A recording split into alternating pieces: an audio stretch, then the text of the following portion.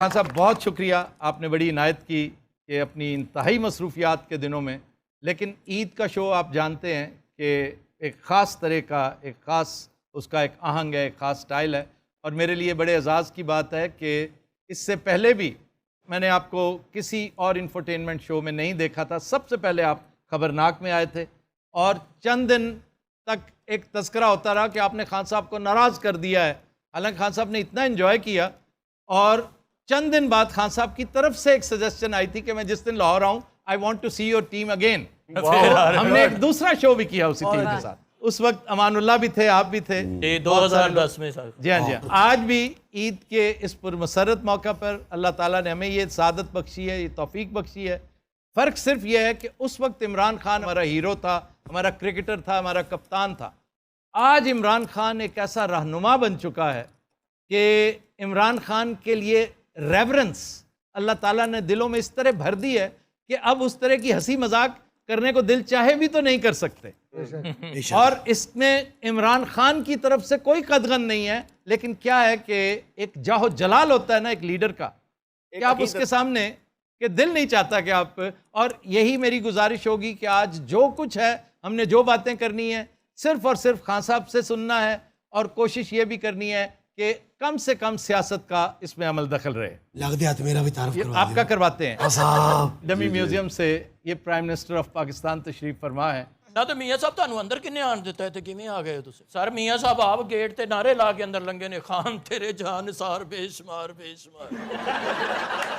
ہاں صاحب، آپ کے ٹائیگرز بھی ہمارے ساتھ موجود ہیں۔ یہ وہ لوگ ہیں جنہوں نے اس دن لاٹھیاں بھی کھائیں، جنہوں نے ٹیئر گیسنگ بھی برداشت کی، جنہوں نے گالیاں بھی کھائیں اور صحبتیں بھی جیل کی برداشت کی۔ ہم نے ان کے ساتھ بھی گفتگو کرنی ہے، اور پھر دیگر کچھ لوگ اور بھی ہمارے ساتھ شامل ہیں، ان سب کے ساتھ گفتگو شنید کرنی ہے۔ سب سے پہلے میرا دل چاہ رہا ہے کہ میں ایک ایسا سوال کروں جو بالکل مختلف ہو، اور وہ یہ کہ آپ کی لائف کا میرے حساب سے سب سے اہم واقعہ نہ آپ کا وزیر اعظم بننا ہے، نہ آپ کا ڈائریاں اٹھا کے وزیر اعظم ہاؤس سے باہر نکلنا ہے، نہ آپ کا ورلڈ کپ اٹھانا ہے، اور نہ شوکت خانم کی سنگ بنیاد رکھنا ہے۔ میرے خیال میں آپ کی زندگی کا سب سے اہم واقعہ زندگی میں یو ٹرن لینا ہے، جو لائف میں آپ نے یو ٹرن لیا جب آپ اللہ کی راہ پہ چل نکلے، اور وہ عمران، وہ صدیوں بلکہ گیلیکسیز پیچھے چھوڑ آئے اسے، جسے ایام جاہلیت کا عمران کہتے ہیں۔ تو یہ چینج کس طرح رونما ہوئی؟ دیکھیں آفتاب، قرآن کی ایک آیت ہے، اللہ کہتا ہے کہ میں جب چاہوں کسی کو بھی سیدھے راستے پہ لگا سکتا ہوں۔ یقیناً میری ماں چھوٹا سا میں جب تھا تو بستر میں سونے سے پہلے کہتی تھی کہ ایک ہی دعا ہوتی تھی کہ اللہ میں سیدھے راستے پہ لگا۔ تو مجھے جب سیدھے راستہ بچپن میں اور بڑا بھی ہو رہا تھا، ٹین ایجر بھی، ہم سیدھے راستے کو بڑا بورنگ راستہ سمجھتے تھے۔ جو دوسرا راستہ تھا جو سیدھا نہیں تھا وہ بڑا اٹریکٹیو لگتا تھا، یعنی جو گلیمر کی ورڈ تھی۔ اور مجھے اللہ نے موقع دیا، ہر قسم کی میں نے زندگی دیکھی، کرکٹ کی وجہ سے باہر بھی رہا، ساری دنیا ٹریول کی۔ تو میرا جو دین کی طرف آنا تھا وہ ایک ایسا سفر تھا جو کہ خود ہی اپنی زندگی کو دیکھ کے، دنیا دیکھ کے، جس کو ہم سمجھتے تھے بڑی گلیمرس ورلڈ ہے۔ مثلا آپ اگر فلمیں دیکھیں، آپ اور ہم جب شروع میں تھے ویسٹرن فلمیں دیکھتے تھے، اسپورٹس ورلڈ کے اندر بھی، تو جو ہیروز تھے وہ سارے سیدھے راستے پہ نہیں تھے، وہ دوسرے راستے پہ تھے۔ بالکل بالکل دوست۔ تو ہمارے رول ماڈلز ادھر تھے، اور ماں کہتی تھی سیدھے راستے پہ لگو۔ میں نے اپنی زندگی میں آہستہ آہستہ ریئلائز کیا جو ہمارے رول ماڈلز پاپ سٹارز تھے انگلینڈ کے اندر، جو امریکہ کے اندر، تو میں ان کو ملا اپنی زندگی میں، ان کی پھر زندگیاں دیکھی، تو مجھے آہستہ آہستہ ریئلائز کیا کہ وہ جو ہمیں اٹریکٹیو راستہ لگتا تھا اصل میں وہ تباہی کا راستہ ہے۔ گھر اجڑ گئے، ڈرگ کلینکس میں خودکشیاں، یعنی وہ ہم تو زندگی میں جو دوزخ جو بربادی تھی وہ میں نے اپنی آنکھوں سے دیکھی اس گلیمر ورلڈ کی۔ اور پھر آہستہ آہستہ سمجھ آئی کہ اصل میں سیدھا راستہ تو وہ ہوتا ہے جو کہ اندر سے انسان کو سکون دیتا ہے، خوشی دیتا ہے، بھلے سے مشکل کیوں نہ ہو۔ مشکل دیکھیں جی، اصل میں سیدھا راستہ نبی صلی اللہ علیہ وسلم کا راستہ، وہ ہے سیدھا راستہ۔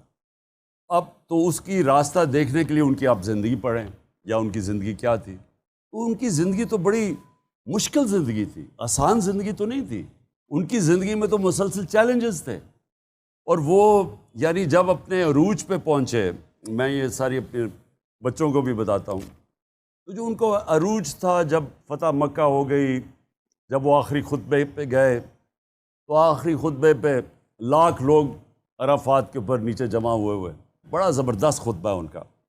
تو ہیومن رائٹس کا چارٹر ہے, اگر آپ اس کو پڑھیں تو آخر میں وہ پوچھتے ہیں کہ لوگوں کو کہ گواہی دو اللہ کے سامنے کہ میں نے دیانت داری سے اللہ کا پیغام آپ تک پہنچایا. تو وہ جب پہلی روب جاتا ہے, پھر وہ 10 روز پہ پیچھے جاتے ہیں, وہ پیچھے آواز کرتے تھے, وہ پیچھے آواز جاتی تھی.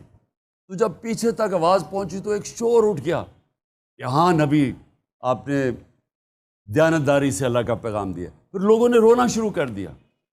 رونا اس لیے شروع کر دیا کہ لوگوں کو ایک دم خوف آیا کہ یہ تو اب ہمارے پیغام اللہ کا پورا کر دیا. تو جانے کی بات تو لوگوں نے رویا. تو کہنے کا مقصد یہ تھا کہ ان کی زندگی ساری مشکل تھی, لیکن جب آسان وقت آیا تو وہ دنیا سے جانے کا وقت آ گیا. جب ہم آسان زندگی ڈھونڈتے ہیں اس میں عظمت نہیں ہے, عظمت اس زندگی میں ہے جو جد و جہد کا نام ہے, جو ان کی زندگی تھی.